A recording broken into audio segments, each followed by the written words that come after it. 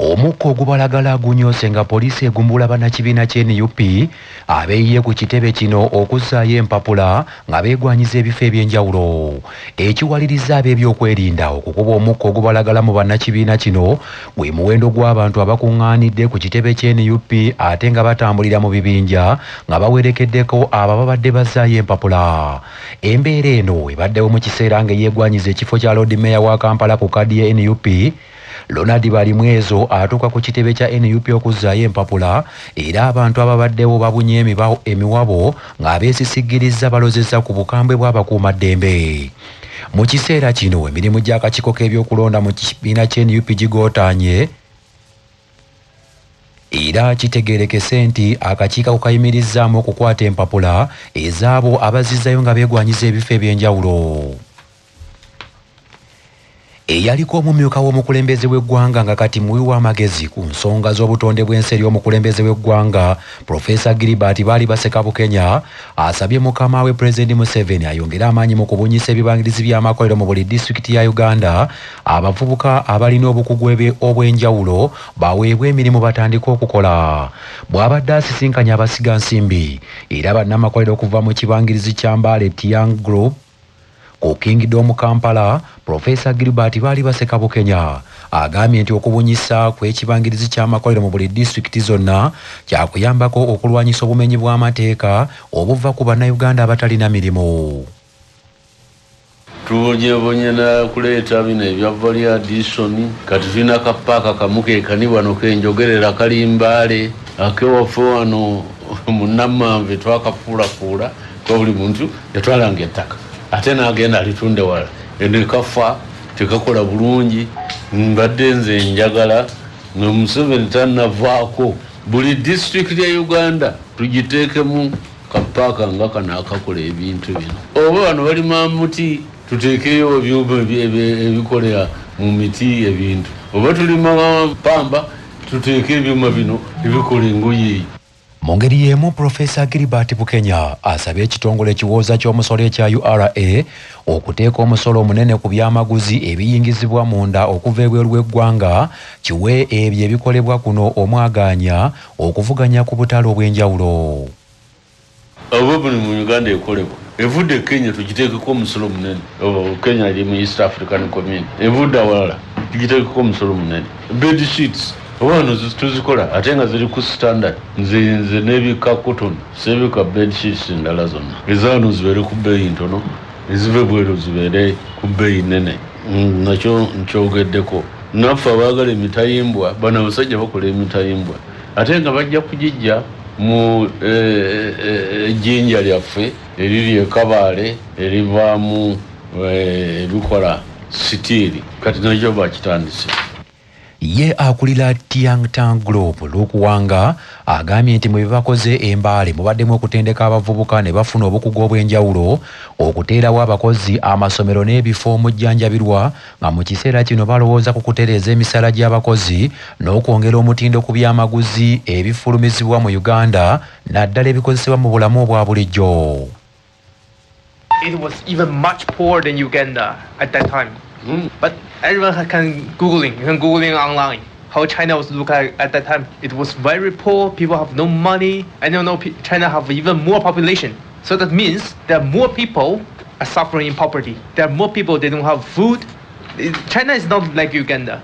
Uganda have fruitful resource, water, agriculture, mineral resource. There are a lot of resources in Uganda, but in China there are a lot of provinces. They have no food. People are suffering in hunger. But how been China growing so fast within these past 40-50 years? It's because the big vision of the leaders.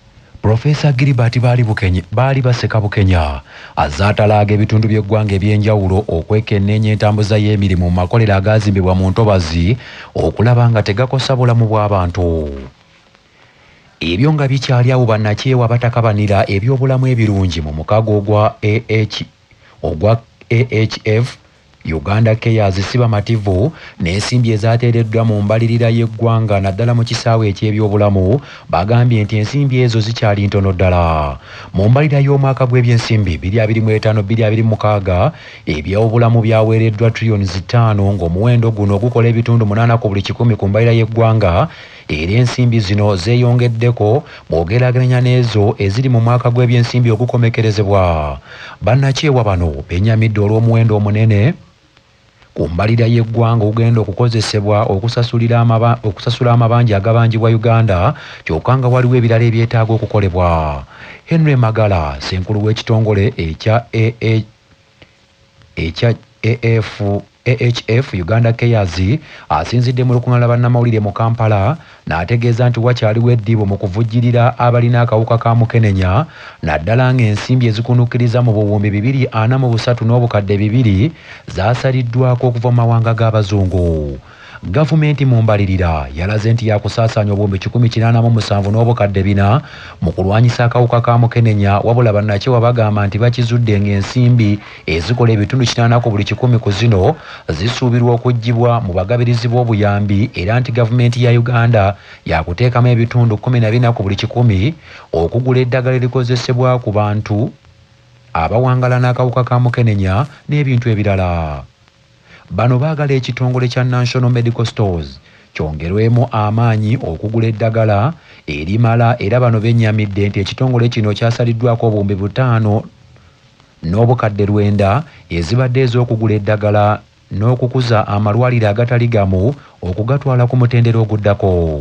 Magala agamba nti ensimbi ezaateekebwa mu byobulamu ebikwata ku bantu eziteekebwa mu byobulamu ebikwata ku bantu ba bulijjo abasawo b'oku byalo saako okwetangira endwadde nga mpox, covid-19, ebola n'ebirala nazo tezimala bulungi nga zisaanye okwongerwako. Ono ne banne baagala gavumenti eyanguyirizeeko ebbago ly'etteeka lya insuwa y'ebyobulamu erya National Health Insurance Scheme kiyambeko ku nsimbi esaasaanyizibwa abantu mu by'obujjanjabi oluvannyuma lw'okukizuula nti ebitundu 28 ku buli 100 ku nsimbi z'ebyobulamu ate abantu bazijja ku misaala gyabwe. Kyabulabe kubanga bwe tutunulira akafuba singa abantu abayambako okulaba nti abantu bano balina akafuba balondoolebwa mu byalo singa tebabawa facilitation ekitegeeza nti abantu bano abalina akafuba mu byalo bagenda kweyongera obutanywa ddagala mu butuufu ekitegeeza basobola okusinga abantu abalala akafuba. Kigenda kubeerawo nti abantu bano tebagenda kumalayo bujjanjabi kasate bamala bujjanjabi buno ngambe kyabulabe naye kimu ku byo eddagala eritandikirwako erya TB lijja kuba terisobola kukola ki kubawonya. Sebibubbu Stewart omunoonyereza okuva mu kitongole kya Afya ne Haki agambye nti ensimbi ezaateereddwa mu by'obujjanjabi ebisookerwako zikyali ntono ddala so nga byankizo nnyo okutereeza ebyobulamu by'eggwanga. Twebaziza gavumenti okusookera ddala nti erina ebintu by'eggyeeyo okwongera okulongoosa naye tugenze tutunuulira ebyobulamu ebisookerwako wansi mu community nti tebiteereddwamu nnyo nsimbi alwo bayita bano ba village health teams bano abasookerwako n'abasawo b'omu community abasookerwako ddala wansi. Emirimu gye bakola minene nnyo. Bano bayamba mu buli kimu ekigwawo okusinziira ku byobulamu ne bino bitufunye nti endwadde ezikuwa obugwe be basookerwako. Poliisi esabye bannayuganda okubeera obulindaala okulwanyisa ebikola eby'obutujju ebigambibwa nti bikolebwa ab'akabinja ka ADF. Poliisi wano esinze kunokolayo abantu abawangalira mu bifo ebikuŋŋaanya abantu abangi omuli obutale, paaka z'ebidduka, amasinzizo n'ebirala era ebasabye okukolera wamu n'abakuumaddembe okwerinda obutujju bawuliziganye mu bintu eby'enjawulo. Poliisi okulabula bweti kiddiridde olunaku olw'eggulo eggye ly'eggwanga erya UPDF okukuba omukazi amasasi agambibwa nti yabadde yeetisse ebbomu ng'ayagala okugitulisiza mu katale k'e Kaleerwe. Okusinziira ku UPDF omukyalo ono ebadde emaze ebbanga ng'emulondoola era bwe yalinnye boodabooda okuva mu bitundu by'e Busega bazze bamulinnya Kagere ne bakizuula nti ensawo gye yabadde yeetisse erimu bbomu kwe kumukuba amasasi agaamutiddewo. Omwogezi wa poliisi mu ggwanga Lusoke Kituuma asinzidde mu lukuŋŋaana bannamawulire ku kitebe kya poliisi e Naggulu n'asaba abakulembeze abatwala ebifo ebinokoddwayo okuwuliziganya obutereevu n'ab'ebyokwerinda okwetangira obutujju. tusharinze n'abantu bulijjo fenga police wano nzize emirundi mingi nakatiriza ku kintu kya terrorism. Police institutions zonna ku station level, ku district level, division, region, CLOs baffe bakola omulimu munene nnyo okulaba nti batuukirira abantu ne boogera ku bintu bye. Twogedde ku bifo ebisomba abantu bangi, arcades, taxi parks, bus parks, ebifo ebyo byonna byetaaga ababirabirira bateekemu ko obwa security obwa wagguluko, amasinzizo, ebifo ebisanyukirwamu, then semaduuka, arcades. Mu ngeri y'emu Lusoke Kituuma ategeezezza nti poliisi yatandise dda okunoonyereza ku nfa ya Dr. John Spire Kiggundu abadde muganda wa Dr. Spire Ssentongo amanyiddwa ennyo mu kukuba katyuni. Poliisi yayitibwa we bamusanga yali alina waawumuliddeko ne bamusanga nga mufu. Bweng'endedde okujjira ku mpewo mbadde sinaba kufuna exact riyo nga bw'onaagamba nti oba yafa mutima oba yafa kino, ekyo mbadde sinaba kufuna that detailed report, naye nga tuli in touch ne family yaabwe, tuli in touch n'abantu bonna abakwatibwako, era naye nga kye tusobola just confirming is that yeah, he died.